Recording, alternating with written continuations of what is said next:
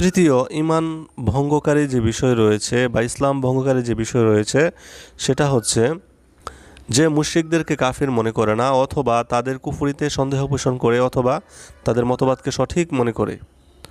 আর এই প্রসঙ্গটি ওই ব্যক্তির জন্য যে কাফিরকে কাফির মনে করে না অথবা তার কুফরিতে সন্দেহ পোষণ করে। অবস্থা যখন এরকম হবে তখন এই ব্যক্তির উচিত হলো যার ব্যাপারে সে সন্দেহ পোষণ করতেছে বা সংশয় তার হচ্ছে তার বিষয়টি সে জানবে। আর তার জানার পদ্ধতি হচ্ছে তা কুফরির প্রকার জানার মাধ্যমে সে জানবে এবং ওই সকল কুফফারদের চেনার মাধ্যমে সে জানবে যে সমস্ত কুফফারদেরকে কাফির না বললে অথবা তাদের কুফরিকে সন্দেহ পোষণ করলে সে নিজেই কাফির হয়ে যাবে।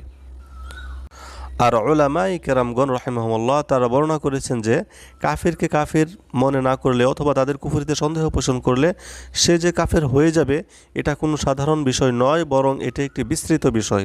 আর যে ব্যক্তি এই ভঙ্গকারী বিষয়ের মৌলিক নীতিমালা জানবে না সে তাকফিরের ক্ষেত্রে ভুল বোঝাবুঝির সম্মুখীন হবে। এজন্য আমরা একটু বিস্তৃতি আকারে একটু বিস্তারিতভাবে ইনশাআল্লাহ আলোচনা করব।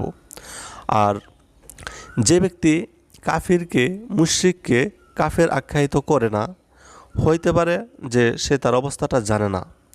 তার অবস্থাটা ওই ব্যক্তির মতো যে জানে না যে অমুক ব্যক্তি কুফরি কথা বলেছে অথবা কুফরি কাজ করেছে, তবে তার অবস্থা হচ্ছে সে উজরগ্রস্ত ব্যক্তি। আর সে এই যে মূলনীতি রয়েছে এই মূলনীতির মধ্যে পড়বে না। আর এটাকে বলা হয় অবস্থার অজ্ঞতা।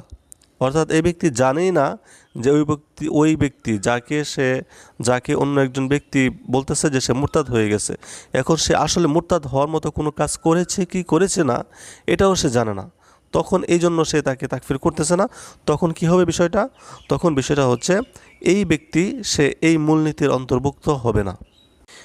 এরপর যদি সে তার অবস্থা জানতে পারে, আমরা বলেছিলাম এটা হচ্ছে অবস্থার অজ্ঞতা, যখন তার অজ্ঞতা দূর হবে, যখন সে তার অবস্থা জানতে পারবে, এরপরে সে তাকে কাফির দৃষ্টিতেও দেখে কিন্তু তাকে সে কাফের মনে করেনি, তার কুফরিতে সে সন্দেহ পোষণ করেছে এবং তার মতবাদকে সে সঠিক মনে করেছে।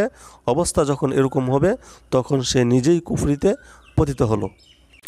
আমরা এবার বিষয়টা ভালোভাবে বোঝার জন্য একটু গুছিয়ে বলার চেষ্টা করতেছি। সেটা হচ্ছে এই যে কাফেরকে যে কাফের বলা হলো না সে নিজেই কাফের হলো, মুশরিকদেরকে যে কাফের বলা হলো না, না বলার কারণে বা সন্দেহ পোষণ করার কারণে সে নিজেই কাফের হলো, এর অনেক অবস্থা হতে পারে, বিভিন্ন সময় বিভিন্ন রকম হতে পারে। আমরা একটু বিস্তারিতভাবে ইনশাল্লাহ বোঝার চেষ্টা করতেছি। সেটা হচ্ছে যে পৃথিবীতে যত কাফের রয়েছে এই কাফেররা এই কুফফাররা তারা ব্যবহারিক বা ভাষাগত দিক থেকে তারা দুই প্রকার। এক প্রকার কাফের হচ্ছে যে সমস্ত কাফের তারা আসলি কাফের বলা হয় যাদেরকে, এই সমস্ত কাফের অর্থাৎ প্রকৃত কাফের যাদেরকে মিল্লাতে ইসলামের সাথে সম্পৃক্ত করা হয় না। এর কারণ হচ্ছে তারা শাহাদাতাইন যেটা রয়েছে লা ইলাহা ইল্লাল্লাহ আশহাদু আল্লা ইলাহা ইল্লাল্লাহ ওয়া আশহাদু আন্না মুহাম্মাদান আবদুহু ওয়া রাসূলুহু, এটা তারা পাঠ করেনি। যেমন ইহুদি, খ্রিস্টান, অগ্নিপূজক, হিন্দু, বৌদ্ধ এরকম যারা আছে আর কি, তাদেরকে বলা হয় আসলি কাফের। আর এই সকল লোকদেরকে যারা কাফির বলবে না অথবা তাদের কুফরিতে সন্দেহ পোষণ করবে সে নিজেই কুফরি করলো। কারণ হচ্ছে তাদের কুফরি কোরআন সুন্নাহ এবং দ্বীন ইসলামের আবশ্যকীয় জ্ঞান দ্বারা প্রমাণিত। সুতরাং যে ব্যক্তি তাদেরকে কাফির বলবে না, হয়তো সে কোরআন সুন্নাহকে মিথ্যা প্রতিপন্নকারী অথবা ইসলামের মূল হাকিকত সম্পর্কে সে অজ্ঞ। সুতরাং ওই ব্যক্তির ইসলাম শুদ্ধ হবে না। এর কারণ হচ্ছে সে লা ইলাহা ইল্লাল্লাহ এর যে একটি আরাকান রয়েছে, এর যে আরাকান সমূহ রয়েছে, এর আরাকানের মধ্য থেকে সে একটি আরাকানকে ছেড়ে দিয়েছে, আর তা হচ্ছে কুফর বিত তাগুত। লা ইলাহা ইল্লাল্লাহর অনেকগুলি আরাকান রয়েছে, এর আরাকানের মধ্য থেকে একটি আরাকানকে সে ছেড়ে দিয়েছে। আর সেটা কি? কুফর বিত তাগুত, যেটা আল্লাহ রাব্বুল আলামিন সূরা বাকারা 2 নম্বর সূরার 256 নম্বর আয়াতে বলতেছেন। ঈমান আনার পূর্বে এখানে আল্লাহ রাব্বুল আলামিন শর্ত দিয়েছেন যে ফামাই ইয়াকফুর বিত তাগুত, যে তাগুতকে প্রত্যাখ্যান করলো, ওয়ায়ুমিন বিল্লাহ, অতঃপর সে আল্লাহর প্রতি ঈমান আনলো। এখানে আল্লাহ রাব্বুল আলামিন ঈমানের আগে শর্ত দিয়েছেন তাগুতকে প্রত্যাখ্যান করা। এরপরে আমরা যদি লা ইলাহা ইল্লাল্লাহ পড়ি, এখানে দুটি অংশ রয়েছে, দুটি পার্ট রয়েছে, ঠিক আছে? একটা হচ্ছে লা ইলাহা, কোনো ইলাহা নাই, অর্থাৎ যত বাতিল ইলাহা আছে, যত তাগুত আছে, যত ধরনের আল্লাহর দুশ্মন রয়েছে, যত কুফফার রয়েছে, যত ধরনের তাগুতি আসনে যারা বসে আছে এদেরকে প্রত্যাখ্যান করা হচ্ছে লা ইলাহা ইল্লাল্লাহর প্রথম অংশ। অর্থাৎ জমিনকে যখন চাষবাস করা হয় সব কী করা হয়, পরিষ্কার করা হয়। এটা পরিষ্কার করা হচ্ছে লা ইলাহা, আমি কোনো ইলাহা মানি না, বিষয়টা হচ্ছে এরকম, কোনো ইলাহা নেই। এটা আল্লাহকে মানার আগে সমস্ত তাগুতকে বাতিল করা হচ্ছে, অস্বীকার করা হচ্ছে। লা ইলাহা, কোনো ইলাহা নেই, ইল্লাল্লাহ, একমাত্র আল্লাহ ছাড়া।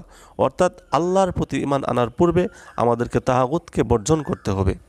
এটা হচ্ছে এক নম্বর বিষয়, যে আসলি কাফেরকে যদি কোনো ব্যক্তি কাফের মনে না করে, যেটা কোরআন সুন্নাহর নস দ্বারা প্রমাণিত, নস হচ্ছে যেটা কোরআন এবং সুন্নাতে স্পষ্টভাবে বর্ণিত হয়েছে। ইহুদি খ্রিস্টান বিষয় কোরআনের অনেক আয়াত আছে, হাদিস আছে, তারা কাফের, তারা চিরস্থায়ী জাহান্নামে যাবে।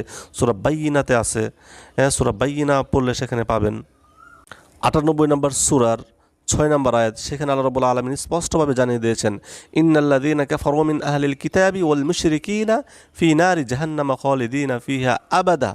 এখানে আল্লাহ রাব্বুল আলামিন সুন্দর করে বুঝিয়ে দিয়েছেন, নিশ্চয় যারা, ইন্নাল্লাযীনা কাফারু, নিশ্চয় যারা কুফরি করেছে, মিন আহলিল কিতাবি ওয়াল মুশরিকিনা, আহলি কিতাব যারা রয়েছে, ইহুদি খ্রিস্টান যারা রয়েছে, ওয়াল মুশরিকিনা, এবং যারা মুশরিক, তারা কি কোথায় যাবে, খালিদিনা ফিহা, ইন্নাল্লাযীনা কাফারু মিন আহলিল কিতাবি ওয়াল মুশরিকিনা ফি নারি জাহান্নামা খালিদিনা ফিহা আবাদা, তারা জাহান্নামে যাবে, ফি নারি জাহান্নামা, তারা জাহান্নামে যাবে, জাহান্নামের আগুনে যাবে, খালিদিনা, এবং তারা সেখানে স্থায়ীভাবে থাকবে, আবাদা, একদম। আবাদা বলা হয় কখন, যখন এর কোনো আর শেষ নেই, স্থায়ীভাবে একদম দরজা বন্ধ, এটা বোঝাতে আবাদা বলা হয়। আর খালিদান মুখাল্লিদান বলতে অনেক সময় লম্বা সময়ও বোঝায়, কিন্তু এখানে আল্লাহ রাব্বুল আলামিন আবাদান শব্দ ব্যবহার করে এটা বলে বুঝিয়ে দিয়েছেন যে আর জাহান্নাম থেকে বের হতে পারবে না। অতএব প্রমাণিত হলো সূরা বাইয়িনা দ্বারা 98 নম্বর সূরার 6 নম্বর আয়াত দ্বারা প্রমাণিত হলো যে যে সমস্ত আহলি কিতাব রয়েছে, ইহুদি খ্রিস্টান রয়েছে, বৌদ্ধ হিন্দু রয়েছে, মুশরিক রয়েছে, তারা চিরস্থায়ীভাবে জাহান্নামে যাবে। কিন্তু এখন যদি তাদেরকে কেউ কাফের বলেন মনে না করে, তাদের কুফরিতে সন্দেহ পোষণ করে, তাহলে সেও কাফের হয়ে যাবে। যেমনটা আহলে কোরআনের অনেকেই এটা দাবি করে থাকে যে তারাও জান্নাতে যেতে পারবে। এই সমস্ত আহলে কোরআন যারা রয়েছে তাদেরকে এই জন্য তাকফির করা হয়, তাদেরকে মুশরিক বলা হয়। আর এই বিষয়ে আল্লামা আব্দুল্লাহ আব্বাতিন রাহিমাহুল্লাহ তিনি রিসালাতুল ইনতিসার গ্রন্থে তিনি বর্ণনা করেছেন যে সকল মুসলিমগণ ঐক্যমত পোষণ করেছেন ওই ব্যক্তির কুফরির উপর।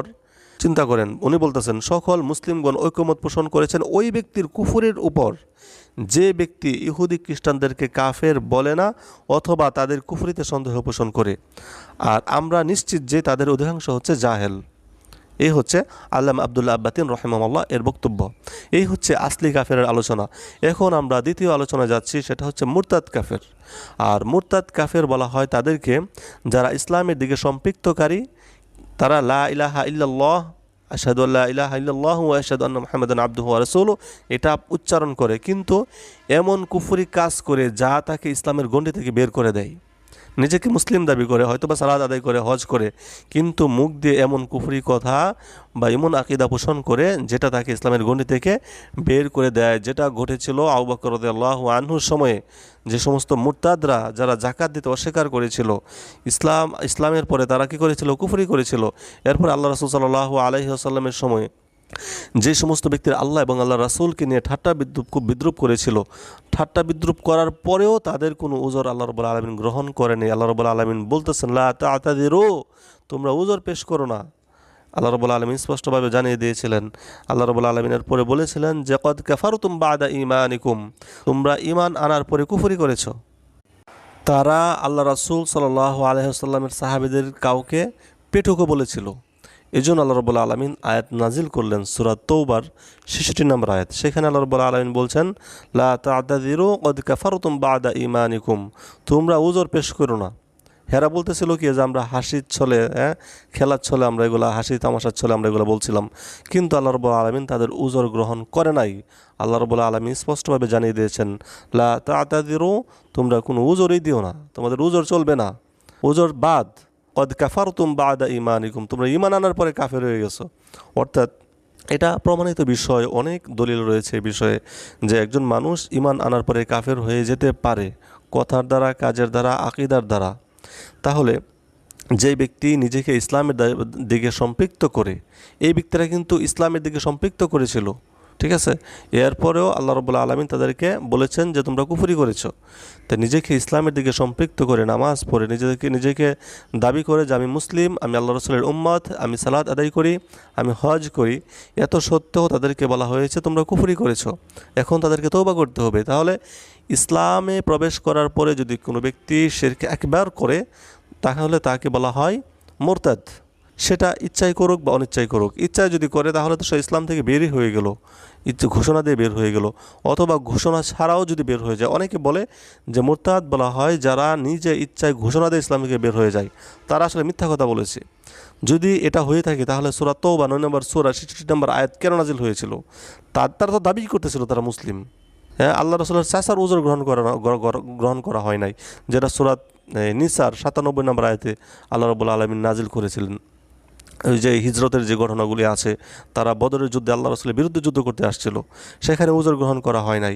তারপরে এখানে সূরা তওবার যে 66 নম্বর আয়াত আছে, এখানে আল্লাহ রাব্বুল আলামিন উজর গ্রহণ করে নাই, তারা নিজেদেরকে মুসলিম সাব্যস্ত করতেছিল। কিন্তু আল্লাহ রাব্বুল আলামিন বলছেন লা তা'তাযিরু, তোমরা কোনো উজর দিও না, ক্বাদ কাফারতুম বা'দা ঈমানিকুম, তোমরা ঈমান আনার পরে তোমরা কুফরি করেছো।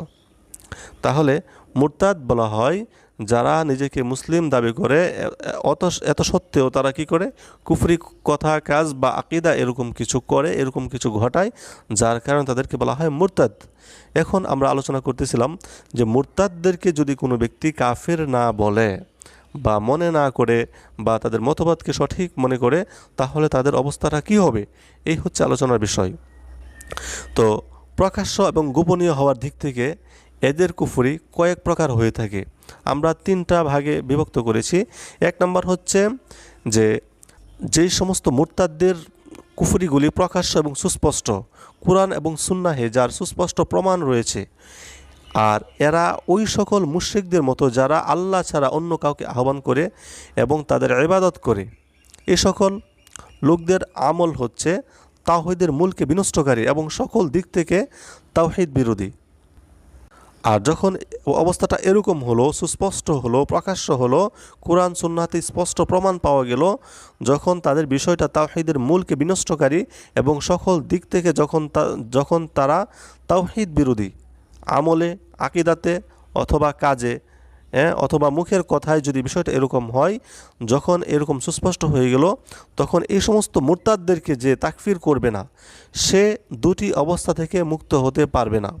1 নম্বর অবস্থা হচ্ছে, হয় সে মনে করবে যে তাদের কাজটা সঠিক এবং সে তাদেরকে স্বীকৃতি দিবে। সে যখন এরকমটা করবে, তাদেরকে বলবে, মনে করবে যে তাদের কাজটা সঠিক, তাদেরকে স্বীকৃতি দিবে বা সে মনে করবে অথবা বলবে তাদের কাজটা সঠিক, তখন সে তাদের মতোই কাফের বলে গণ্য করা হবে তাদেরকে। সে তাদের মতো একজন কাফের হয়ে যাবে, যদিও সে নিজে শিরিক না করে থাকে। কারণ হচ্ছে সে শিরকি কাজকে সত্যায়ন করেছে এবং স্বীকৃতি দিয়েছে। আর এটা হচ্ছে কুফরন বাওয়াহ, কুফর, সুস্পষ্ট কুফর। এটা কুফরকে স্বীকৃতি দেওয়া, কুফরকে সঠিক মনে করা, এটা হচ্ছে কুফরন বাওয়াহ, সুস্পষ্ট কুফর। এটা হচ্ছে তার একটা অবস্থা। সে যেই মুরতাদ রয়েছে সে তাকে কাফের না বলার একটা অবস্থা। এই অবস্থা যদি হয় তাহলে সে কাফের হয়ে যাবে। আরেকটা অবস্থা আছে যখন সে তাকে কাফের বলা যাবে না একটা বাধা অতিক্রম না করে। সেটা হচ্ছে সে যদি এরকম বলে, এরকম দাবি করে যে তাদের কাজটা কুফর এবং শিরক, কিন্তু তাদেরকে আমি কাফের বলছি না এই জন্য যে তারা বিষয়টা জানে না। এই শ্রেণীর লোকদেরকে কাফির বলা যাবে না, কারণ তারা তাদের কাজকে সঠিক বলেনি এবং সত্যায়নও করেনি, বরং তারা তাদের অজ্ঞতার উজুর পেশ করেছে। সুতরাং তারা যে সন্দেহ পোষণ করেছে, সন্দেহ উপস্থাপন করেছে, এর কারণে তাদেরকে কাফির বলা যাবে না। তাদের এই ব্যাখ্যার কারণে, তাদের উজুর হিসাবে, যে তারা জানে না, এই যে তারা ব্যাখ্যা তারও করিয়েছে, তাদের এই ব্যাখ্যার কারণে, তাদের উজুর হিসাবে, উজুরের কারণে, উজুর উপস্থাপনের কারণে প্রথমেই তাদেরকে কাফের বলতে বাধা দেয়, যতক্ষণ পর্যন্ত না তাদের কাছে সুস্পষ্ট প্রমাণিত না হয়, তাদের সংশয় দূরীভূত না করা হবে। অতঃপর যখন তাদের বিষয়টা তার কাছে সুস্পষ্ট হয়ে যাবে, তার সংশয়, তার যে সন্দেহ রয়েছে এগুলো দূরীভূত করা হবে। তার বিষয়ে যে সে একটা উজর পেশ করেছে যে তারা হয়তো জানে না, এই যে জানে না, তারা যে আসলে জানে, এই বিষয়টা যখন তার কাছে উপস্থাপন করা হবে, অথবা কোন জায়গায় অজ্ঞতার উজর চলে না, এই বিষয়টা যখন তার কাছে উপস্থাপন করা হবে, তার সংশয় দূরীভূত করা হবে, এরপরেও যদি সে তাদেরকে কাফির না মনে করে, তাদেরকে কাফের আখ্যায়িত না করে, সব কিছু সুস্পষ্ট হওয়ার পরেও তার কাছে হুজ্জা প্রমাণ পৌঁছানোর পরে যে এই যে ব্যক্তিরা তারা কুফরি করতেছে, তারা আল্লাহর বিধান পরিবর্তন করতেছে, এই সমস্ত বিষয় অথবা তারা আল্লাহর ইবাদতে মাধ্যম সাব্যস্ত করতেছে, এই হচ্ছে প্রমাণ, এই হচ্ছে সুস্পষ্ট বাইয়িনা। যখন এরকমভাবে তাদের কাছে প্রমাণ উপস্থাপন করা হবে, এই প্রমাণ উপস্থাপন করার পরে সে যদি তাদেরকে কাফির আখ্যায়িত না করে, সে যদি তাদের কুফরিকে সন্দেহ পোষণ করলো, তখন সে নিজেই কুফরি করল। তাহলে আমরা আলোচনা করছিলাম যে মুরতাদদের বিষয়ে তাদের 3 ভাগে ভাগ করেছি। আমরা প্রথম ভাগটা আলোচনা করতেছিলাম যে এমন মুরতাদ যেই সব মুরতাদের কুফরিটা প্রকাশ্য এবং স্পষ্ট এবং কোরআন এবং সুন্নাহে যার সুস্পষ্ট প্রমাণ রয়েছে। যেমন ধরেন যে সালাত আদায় করা, সালাতের বিষয়টা এটা কোরআনে প্রায় 82 বার আসছে সালাতের কথা।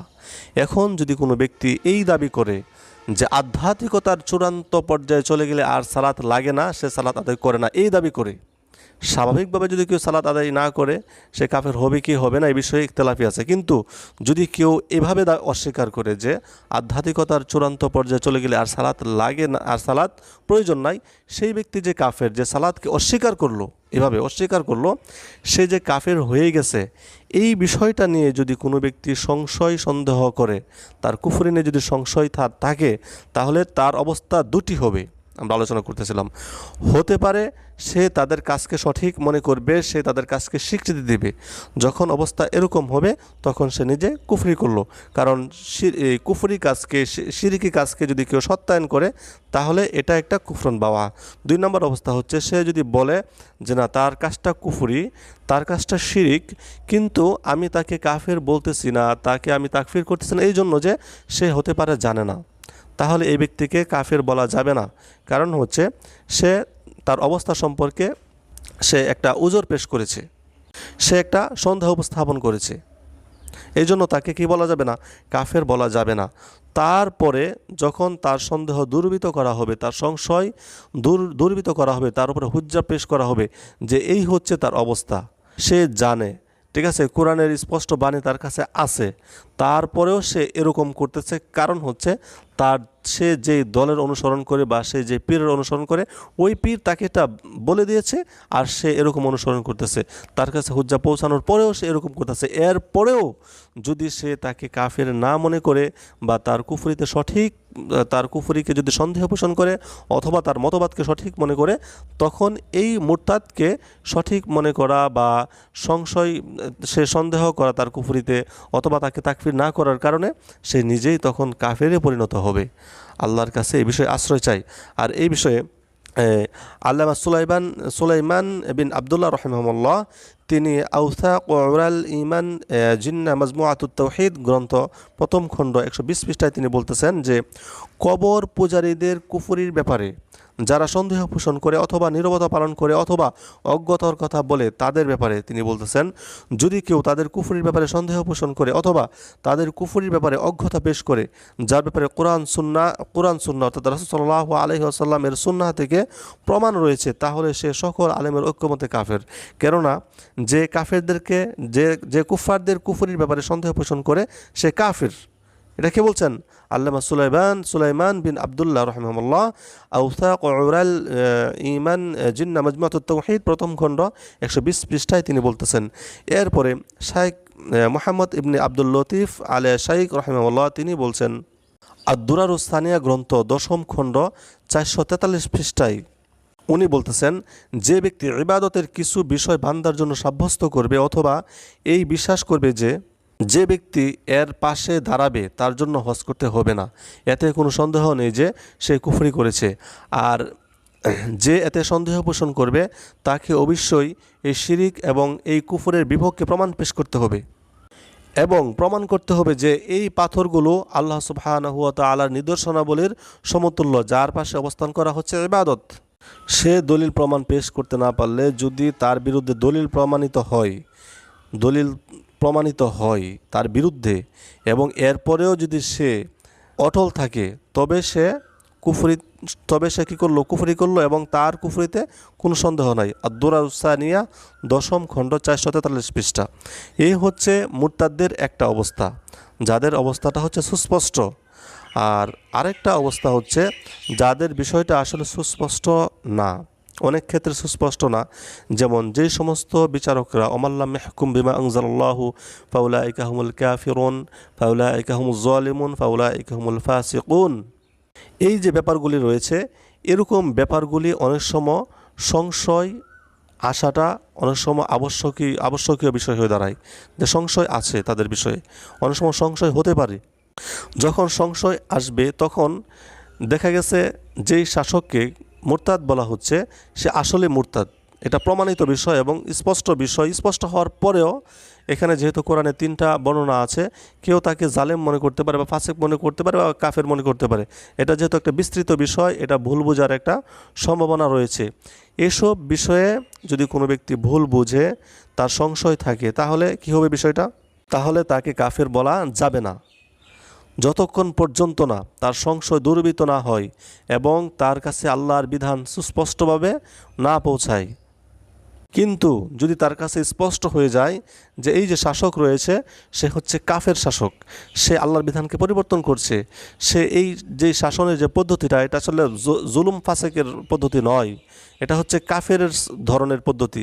যখন তার কাছে এরকম বিধান থাকবে, আল্লাহর বিধান থাকবে, এরপরও যদি সে তাদেরকে কাফের মনে না করে বা তাদের কুফরিতে সন্দেহ পোষণ করে, অথবা তারা যে মতবাদটা নিয়ে আসছে এটাকে সে সঠিক মনে করে, তখন সেও কাফের হয়ে যাবে, তখন তার এটা কুফরি হবে। কারণ এসব বিষয়ে ভুল বোঝার অনেক সম্ভাবনা থাকে। কারণ হচ্ছে এই যে ওমাল্লাম ইয়াহকুম বিমা আনজালাল্লাহু ফাউলাইকা হুমুল কাফিরুন ফাসিকুন জালিমুন, এই বিষয়ে আব্দুল্লাহ ইবনে আব্বাস রাদিয়াল্লাহু আনহু থেকে এই অনেক বর্ণনা আছে। যেমন উনি বলেছেন যে কুফরুন দুনা কুফরিন, এটাকে উনি দুনা কুফর বলেছে।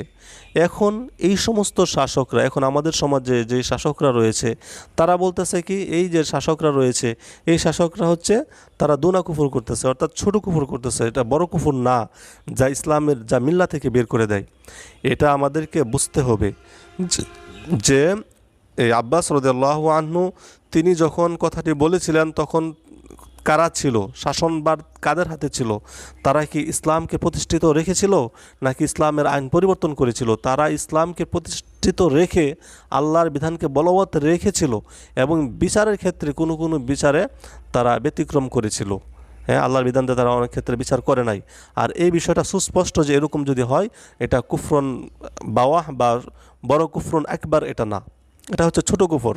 কিন্তু যার মূল ভিত্তি হচ্ছে সেকুলার, যার মূল ভিত্তি হচ্ছে মানবরচিত আইন, যে মানবরচিত আইন দিয়ে বিচার করে, যে নিজেরা আইন তৈরি করে, যে আল্লাহর আসনে বসে, যে হালালকে হারাম করে, হারামকে হালাল করে, তাদের বিষয়টা একদম স্পষ্ট। তারা কুফরন বাওয়াহ করতেছে, তারা হচ্ছে মুরতাদ কাফের। এবং এদের বিষয়ে যারা তাদেরকে তাকফির করবে না, তাদেরকে হুজ্জা, তাদেরকে বোঝাতে হবে, তাদেরকে বলতে হবে। বলার পরেও তাদের কাছে যখন স্পষ্ট হয়ে গেল, এরপরেও যদি তারা দলের কারণে অথবা তাদের যে নেতা রয়েছে তাদেরকে ভালোবাসার কারণে তাদের মতভেদটা, বাতিল মতবাদটা তারা পরিত্যাগ করতে পারলো না, তাদের কাছে সুস্পষ্ট হওয়ার পরেও তারা এই বিষয়টা তারা ছাড়তে পারলো না, তার কাছে যখন হুজ্জা পৌঁছানো হলো তারপরও সে ছাড়তে পারলো না, তখন সে কুফরি করলো, সেও তাদের একজন বলে গণ্য করা হবে। আর তৃতীয় বিষয় হচ্ছে এই যারা এই কুফর, তৃতীয় কুফরের বিষয়ে হচ্ছে যে তাদের কুফরি যেটা ইজতিহাদগত কুফর, অর্থাৎ সেটা হচ্ছে ধরেন সালাত পরিত্যাগ করা। এই সালাত পরিত্যাগ করা এটা এমন এক বিষয় যাতে মুসলিমদের মতনৈক্য রয়েছে যে সালাতের পরিত্যাগকারী বিধান আসলে কি হবে, এটা কি কুফর হবে কি হবে না। এখন যে ব্যক্তি সালাত পরিত্যাগ করে তাকে যদি কেউ কাফের মনে না করে, তাকে তাকফির করা যাবে না। তবে যদি সে এটা উপলব্ধি করতে পারে, সে যদি এটা বুঝে যে আসলে সঠিক হচ্ছে যে সালাত পরিত্যাগ করে না সে কাফের। যেমন সালাত পরিত্যাগ না করলে অনেক সময় মান তারাকা সালাতান মুতাআম্মিদান ফাকাদ কাফারা, এটা হাদিসে এভাবে আসছে যে ব্যক্তি ইচ্ছাকৃতভাবে এক তো নামাজ ছেড়ে দিল সে কুফরি করলো। কিন্তু হাদিসে এভাবে অনেক কুফরের কথা বলা হয়েছে যেগুলো আসলে হচ্ছে ছোট কুফর, এগুলো বড় কুফর নয়। কিন্তু এই সালাত বিষয়ে আরেকটি হাদিস রয়েছে যে মিল্লা শব্দটা ব্যবহার করা হয়েছে, যে মিল্লা থেকে সে বের হয়ে গেল, এটা দ্বারা বোঝা যায় যে সে এটা বড় কুফর। কিন্তু যেহেতু এটা নিয়ে ইখতিলাফ রয়েছে ইসলামের যারা মানে আলেম রয়েছে তাদের মাঝেই এটা ইখতিলাফ রয়েছে। আলেম বলতে এখন প্রচলিত আলেম নয়, আমরা আলেম বলতে বোঝাচ্ছি যে ইমাম ইবনে তাইমিয়া, ইবনে কাসির, ঠিক আছে, তখনকার আগের যে আলেমগুলা ছিল তাদের বিষয়ে আমরা বলতেছি, যাদের বিষয়ে কোনো এই মতভেদ নেই বা দ্বন্দ্ব নেই, যে তারা যে আহলে সুন্নাহ ওয়াল জামাআর আলেম, তাদের বিষয়ে আমরা বলতেছি, তারা এই বিষয়টি আলোচনা করেছেন। তাহলে এরকম বিষয় যদি চলে আসে যে সালাত পরিত্যাগকারীর যে বিষয়টা, এরকম ইজতিহাদি বিষয় যদি চলে আসে, এদেরকে যদি কেউ তাকফির না করে তাহলে তাদেরকে তাকফির করা যাবে না। তবে যদি সে স্পষ্ট বুঝতে পারে যে আসলে সালাত পরিত্যাগকারীর বিষয়টা আসলে কুফরন বাওয়া, এটা সে উপলব্ধি করেছে, উপলব্ধি করার পরেও সে দেখা গেছে একটা দল করে বা সে একটা জামার সাথে সম্পৃক্ত, কিন্তু তার আমির এই মতবাদ রাখে না, কিন্তু তার কাছে সুস্পষ্ট সে এটা উপলব্ধি করেছে, তারপরেও সে কী করেছে, অন্ধ তাকলিদ করে সে পরিত্যাগ করেছে, তখন এই কুফরটা তার উপরে পতিত হবে। তাহলে আমরা আজকে যে আলোচনা করলাম সেটা হচ্ছে যে মুশরিকদেরকে কাফের মনে করে না বা তাদের কুফরিকে সন্দেহ পোষণ করে অথবা তাদের মতবাদকে সঠিক মনে করে, এই কাজ যখন কোনো ব্যক্তি করবে তাহলে সেও কুফরি করলো। এখানে বিষয়টা হচ্ছে যে মুশরিকদেরকে কাফের মনে করে না, এই মুশরিকদেরকে আমরা ভাগ করেছিলাম, একটা হচ্ছে যে আসলি কাফের, এদেরকে যদি কেউ কাফের মনে না করে তাহলে সেই কাফের হয়ে যাবে। আর আরেকটা হচ্ছে মুরতাদ কাফের। এই মুরতাদ কাফের বিষয়ে আমরা বিস্তারিত আলোচনা করেছি, তাদের তিনটা অবস্থা আলোচনা করেছি। এক নম্বর অবস্থা হচ্ছে যাদের কুফরি সুস্পষ্ট এবং কুরআন সুন্নাহে যাদের সুস্পষ্ট প্রমাণ রয়েছে, এদেরকে যদি কেউ তাকফির না করে তাহলে তার দুটো অবস্থা হবে। এক হচ্ছে সে তাদেরকে যদি সঠিক মনে করে স্বীকৃতি দেয় তখন সে কাফের হয়ে যাবে। আর দ্বিতীয় অবস্থা হচ্ছে সে তাদের কুফরিকে সঠিক বলেনি এবং সে স্বীকৃতিও দেয়নি, কিন্তু সে তাদের অজ্ঞতার উজর পেশ করেছে। কিন্তু যখন তাদের এই অজ্ঞতা যে পেশ করেছে, এই বিষয়টা যখন এই যে সে সন্দেহ সংশয় নিয়ে আসলো, তারা জানে না, এই বিষয়টা তার কাছ থেকে দূরীভূত করা হবে, তার কাছে হুজ্জা পৌঁছানো হবে। তার কাছে দলিল প্রমাণ পেশ করার পরেও যদি সে তাদেরকে কাফের সাব্যস্ত না করে তাদের কুফরি নিয়ে সে সন্দেহ পোষণ করে অথবা তাদের মতবাদকে তারপর সঠিক মনে করে, তারপরে সে কি হয়ে যাবে, সে তাদের মতোই সে কুফরি করলো, সে কাফের হয়ে যাবে। এই হচ্ছে এক নম্বর অবস্থা আলোচনা করেছিলাম। আর দুই নম্বর অবস্থা হচ্ছে যে আল্লাহর বিধান দিয়ে যারা বিচার ফয়সালা করে না তাদের অবস্থা। তিন নম্বর হচ্ছে ইস্তিহাদি যে বিষয়গুলি রয়েছে, যে ইস্তিহাদি বলতে সালাত পরিত্যাগ করা, এই জাতীয় যে ইস্তিহাদি বিষয় রয়েছে, এরকম বিষয় যদি আসে তাদেরকে তাকফির করা যাবে না। আল্লাহর বিধান দিয়ে যারা বিচার ফয়সালা করে না তাদেরকে অনেকে তাকফির করে না, তাদেরকেও তাকফির করা তাদেরকে যারা তাকফির করে না তাদেরকে তাকফির করা যাবে না। কারণ হচ্ছে এই বিষয়টা একটা ভুল বোঝাবুঝির সম্ভাবনা রয়েছে, এগুলো তাদের কাছে হুজ্জা প্রমাণ পৌঁছাতে হবে, তাদেরকে বোঝাতে হবে। এখন যদি তাদের কাছে সুস্পষ্ট প্রমাণ পৌঁছানো হয়, আল্লাহর বিধান যারা বিচার করে, এদের বিষয়টা যখন সুস্পষ্ট হয়ে যাবে, তার কাছে অবস্থা যখন সে জানতে পারবে, যখন তার সন্দেহ দূর হয়ে যাবে, তখন তার উপরে কুফর আরোপিত হবে, কুফরের যে বিধানটা সেটা আরোপিত হবে। আর যে সমস্ত ব্যক্তিরা যারা মুশরিক তাদেরকে তাকফির করে না তাদেরকে বলা হয় মুতাওয়াক্কিফিন। এই মুতাওয়াক্কিফিনের বিষয়টা হচ্ছে এরকম একটা বিষয় যেটা আসলুদ্দিনের অন্তর্ভুক্ত নয়।